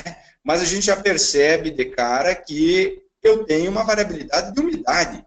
Isso, logicamente, vai implementar uma variabilidade de produtividade, certo? Eu preciso conhecer isso aqui na minha área. Caso contrário, eu não consigo ter um pleno entendimento do porquê que as coisas não vão da forma que eu imaginei que deveriam ir, certo?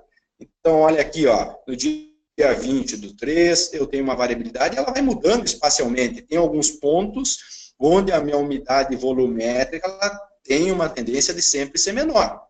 Pode ser chuva? Pode, mas a gente viu que a chuva ela foi, de certa forma, caminhando, né, dentro da minha área. Então, locais onde tinham menos chuva hoje, amanhã tinham mais chuva.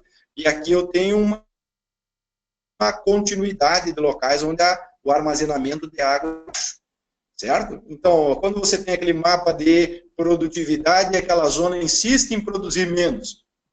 E você mexe em fertilidade e ela não responde. O que pode estar acontecendo? Isso aqui pode ser um dos fatores que está exercendo a ação. Vamos lá. Aí uma pergunta que eu faço para vocês, até onde o manejo da fertilidade vai? Até onde vocês vão pensando em melhorar a fertilidade? Qual o retorno que vocês estão tendo? No que vocês se baseiam para contabilizar o retorno? E por que ele, às vezes, não vem? Certo?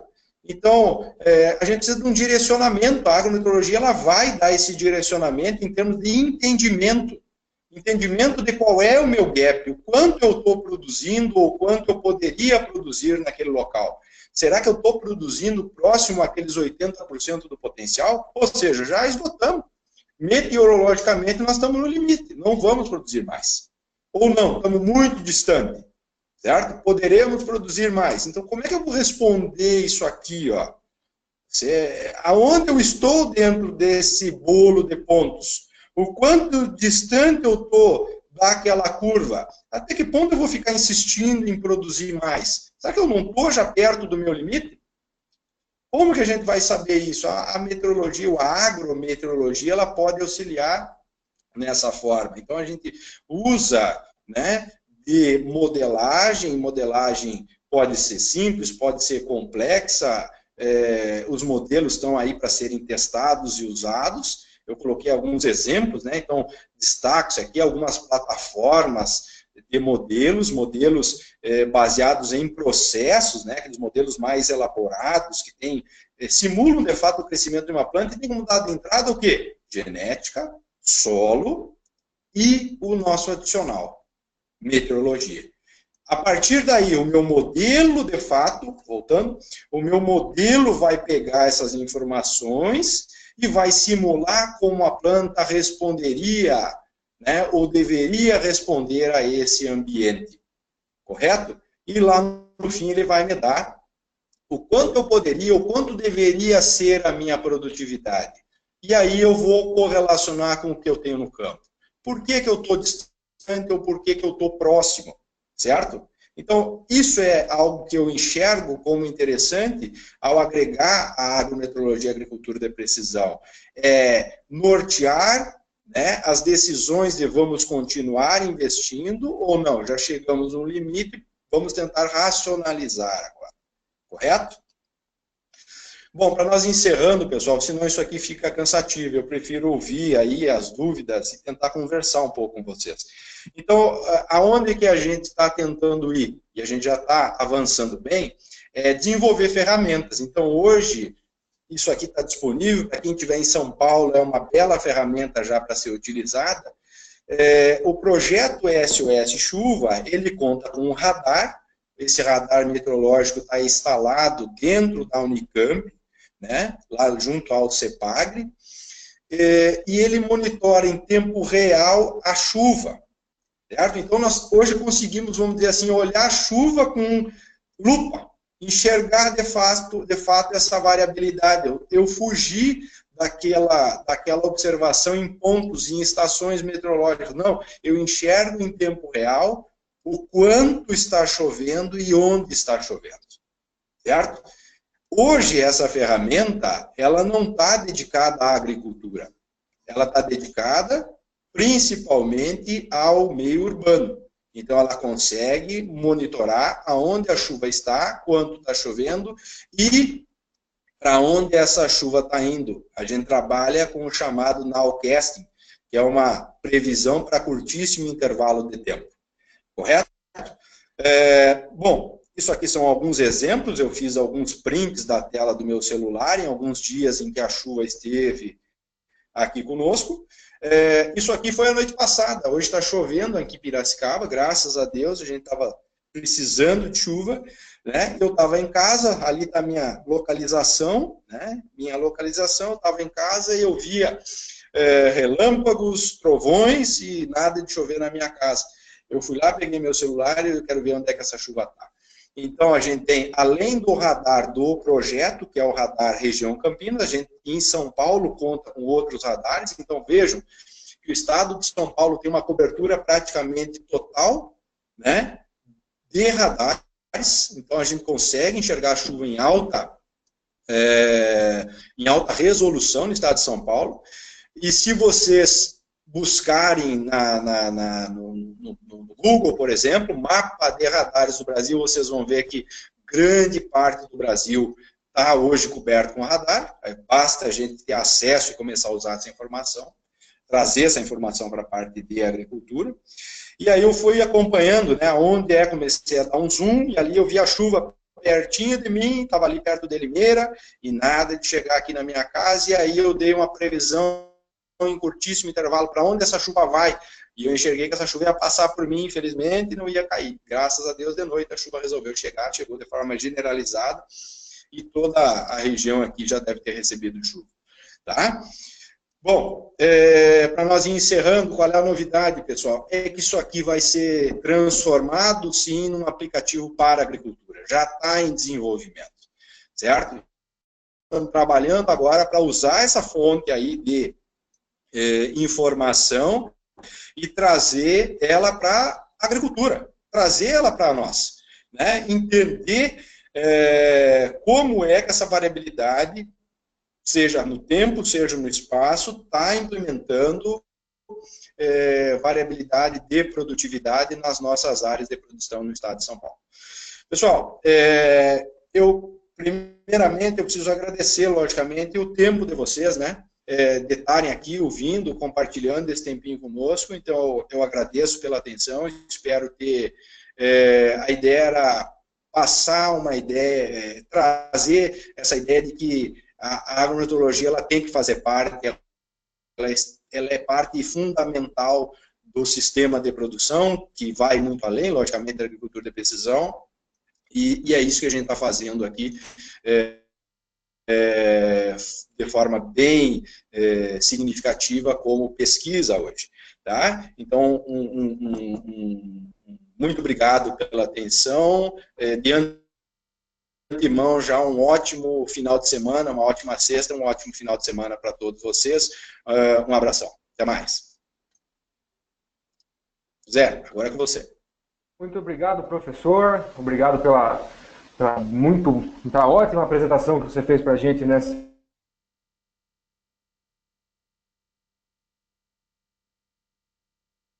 que a gente já tem. Eu convido o pessoal a mandar, enquanto eu vou fazendo as perguntas para o professor, mandem as perguntas de vocês que eu vou responder pela ordem de chegada, beleza? Professor, caso dê alguma travadinha no áudio e você não escute, só você pedir que eu repito de novo, tá?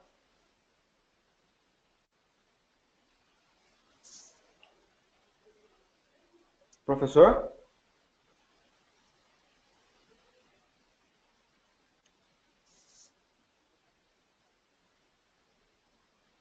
Professor?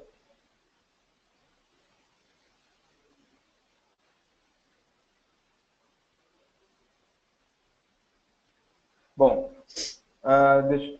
professor, está me ouvindo?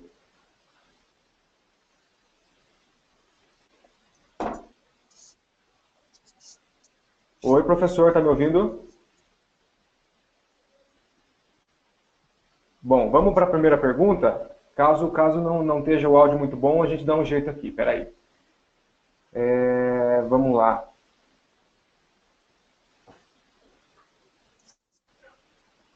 Professor, boa noite. No seu modo de vista, a agricultura de precisão é a única alternativa para alimentar esses 9,6 bilhões de pessoas no futuro? Pergunta o Alex de Magalhães Oliveira, professor.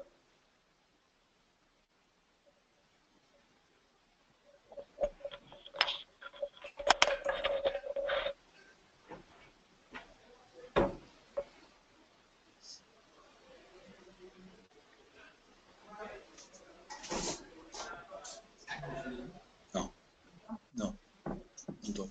Estou fazendo as perguntas. Não estou ouvindo.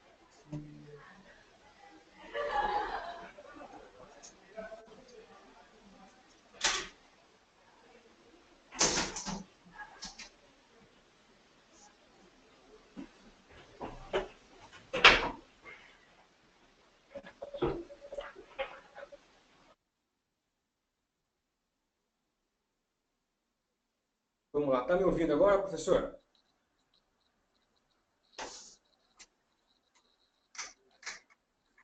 Alô, câmbio?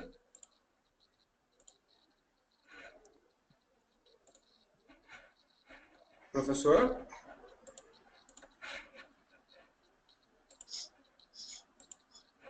Pessoal, a gente está com um probleminha com o áudio. Vamos ver se a gente consegue agora conversar com o professor. Está me ouvindo agora, professor?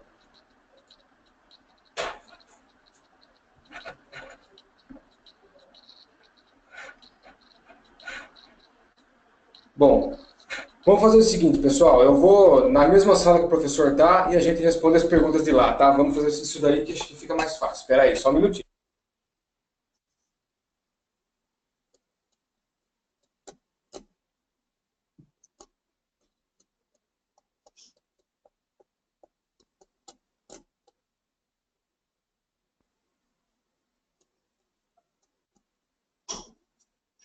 Vou fazer com você daqui, porque lá não está pegando. Não tem outros.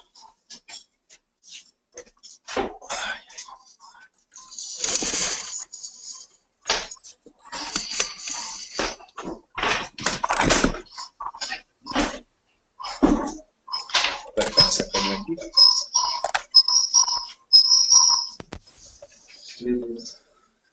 Vamos lá, pessoal. Vou fazer as perguntas então, tá? Pergunta do Lucas Cavalcante. Professor, já existem dados sobre quais seriam as distâncias ideais entre pluviômetros e outros sensores meteorológicos e qual seria a maior dificuldade para implementar isso em grandes áreas?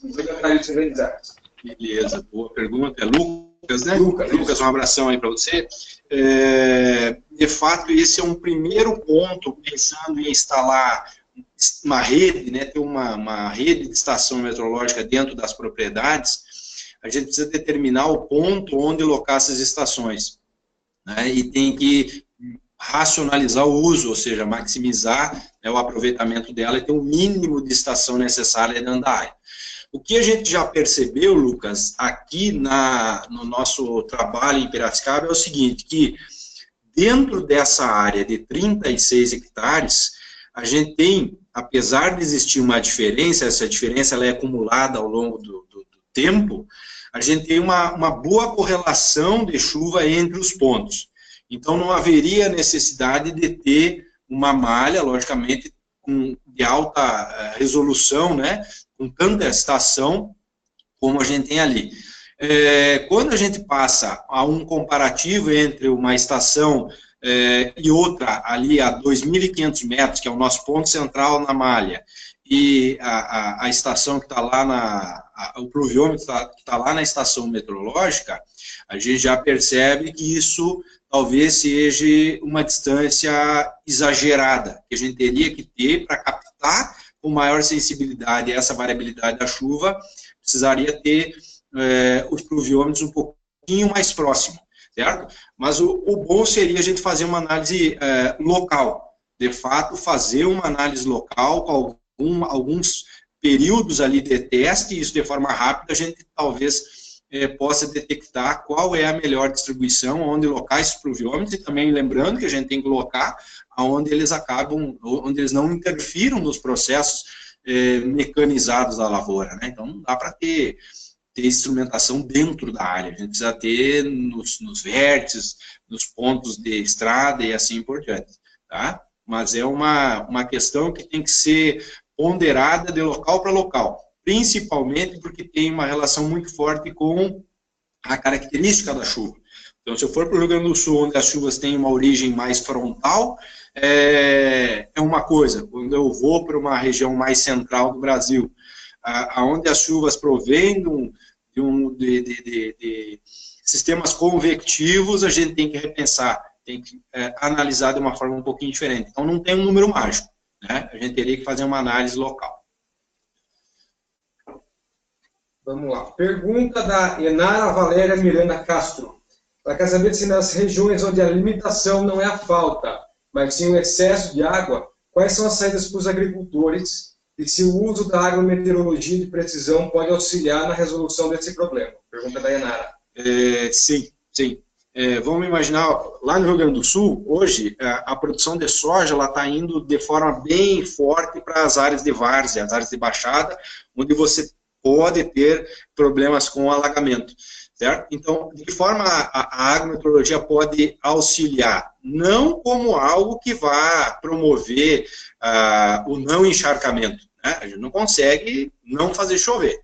A questão de drenagem é uma outra área de trabalho, mas no sentido de monitorar isso aí, a gente sim consegue atuar, certo? Então, trazendo aquelas características de solo, a gente consegue trabalhar com balanços hídricos e fazer um monitoramento do tempo em que essa planta pode ficar sob excesso de água e determinar qual é o impacto desse excesso na produtividade final.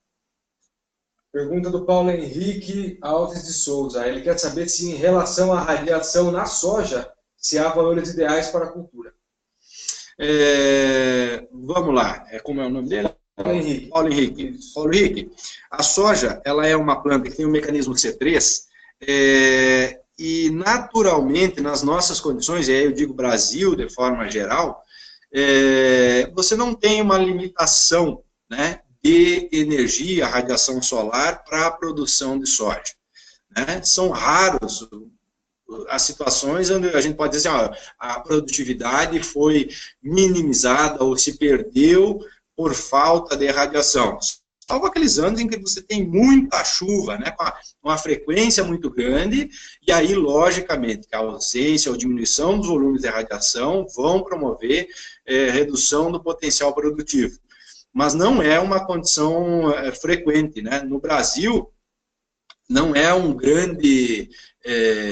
grande preocupação nossa em relação à produtividade. A gente se preocupa muito mais com a questão térmica, né, e com a questão de água, né? A radiação ela tem contribuído, ela contribui naturalmente para a produção. Marcelo de Assis pergunta se deve ser feito algum trabalho no solo para aumentar a porosidade dele. Sim, né? Existem N trabalhos que você pode, vamos dizer, fazer no sentido de melhorar a estrutura do solo, né? Você ter uma porosidade melhor, vamos dizer, capaz de fato de armazenar mais água. A gente pode pegar, por exemplo, Marcelo, o Brasil hoje tem uma área de plantio direto relativamente grande, né? Grande parte das nossas lavouras de soja na região sul são áreas de plantio direto. E aí eu faço uma pergunta para ti: será que o nosso plantio direto ele está completamente formado? Ele está pronto? Será que a gente não esqueceu de que ele precisa ser concluído, né? Principalmente em relação a essa questão de física do solo? Então, a gente já sabe que a rotação de culturas ela deveria ser realizada, e a rotação de culturas ela tem um impacto significativo na melhora das características físicas também do solo, né? E a gente tem áreas de produção, principalmente no sul, onde você tem soja, trigo, aquela sucessão, né? Áreas extremamente compactadas, ou seja, não entram alternativas de produção que trabalhem esse solo com o seu sistema radicular, que melhorem essa estrutura, e você tem um sistema incompleto ali. Você tem o sistema de plantio direto, mas ele está incompleto, né? Latossolos extremamente profundos que não conseguem armazenar água, você armazena, a raiz não consegue se aprofundar. Então, eu acho que essa talvez uma das coisas que as próprias pessoas que trabalham, pesquisam em agricultura de precisão têm trabalhado mais, têm relatado mais, são técnicas para melhorar essa questão de física do solo, né? E aí é direto. Se você tem uma melhor física, você tem um melhor armazenamento, uma melhor capacidade de aprofundamento do sistema radicular, você fica muito menos suscetível à deficiência hídrica. Pergunta da Tailene Amaral. Ela quer saber se o projeto SOS Chuva tem pretensão de avançar para outros estados, professor. Hoje, o SOS Chuva ele é local, né? Ele é um projeto financiado pela FAPESP, a Agência de Fomento à Pesquisa do Estado de São Paulo, e a gente está desenvolvendo aqui dentro do Estado de São Paulo. Mas sim, a gente já expressou essa vontade, né, ao coordenador do projeto, ao Luiz Augusto Machado, que é um pesquisador do INPE, de levar essa nossa instrumentação para áreas, de fato, de produção agrícola, e fazer uma versão desse projeto, de fato, dedicado unicamente à produção agrícola, né? Essa seria um passo, vamos dizer assim, em termos de pesquisa, a gente levar a nossa pesquisa para outras áreas. Mas nada impede que a própria iniciativa privada também dê conta de iniciar novos SOS chuvas pelo Brasil inteiro, né? Seja adquirindo sistemas, seja buscando com a parte governamental os dados que são coletados, mas não são utilizados, e eu acho que a gente pode sim, futuramente, ter um Brasil inteiro aí com um SOS chuva. Pergunta do Marcelo. Sou Marcelo, engenheiro agrônomo da CAT, que é a Coordenadoria de Assistência Técnica Integral. Na sua opinião, professor, e considerando a escassez hídrica e a eficiência dos sistemas de irrigação, a irrigação por gotejamento subterrâneo é uma solução viável para grãos e culturas perenes? Vamos lá, Marcelo, eu não sou especialista, né? Eu tenho meu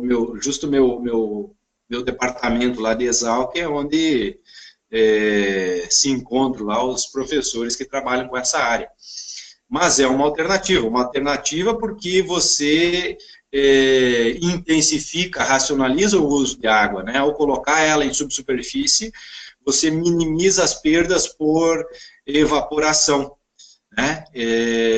Isso é interessante? Né? Pensando em escassez de água, logicamente que se a gente puder melhorar a eficiência de irrigação, toda alternativa é interessante. Nós estávamos vivenciando aí o Exalc Show há 2 semanas atrás, e havia pesquisadores lá expondo já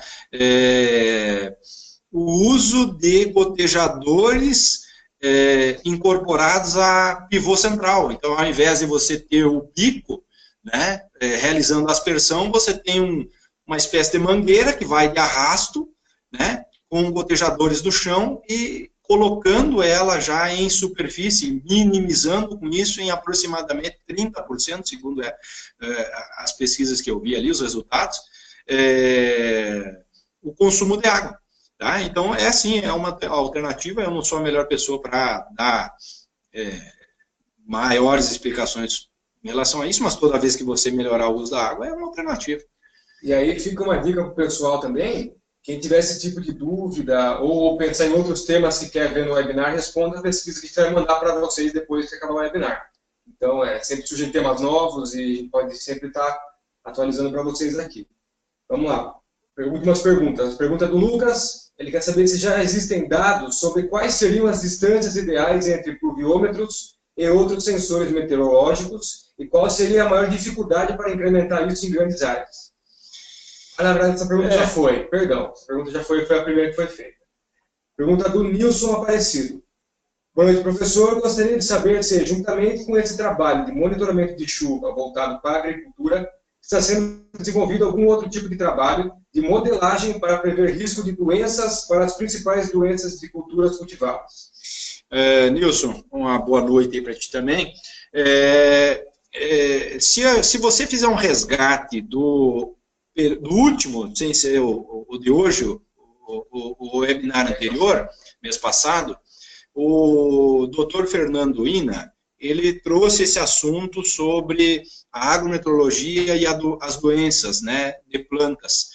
Então, todos aqueles modelos que possivelmente ele trouxe, né, toda a contextualização de como é que a gente pode monitorar se a condição meteorológica ambiental está favorável ao surgimento dessa doença ou não, ela pode ser associado a essa intensificação, né, da medida dos elementos meteorológicos. E isso vai trazer benefício, né? Você vai ter uma ferramenta mais precisa ainda.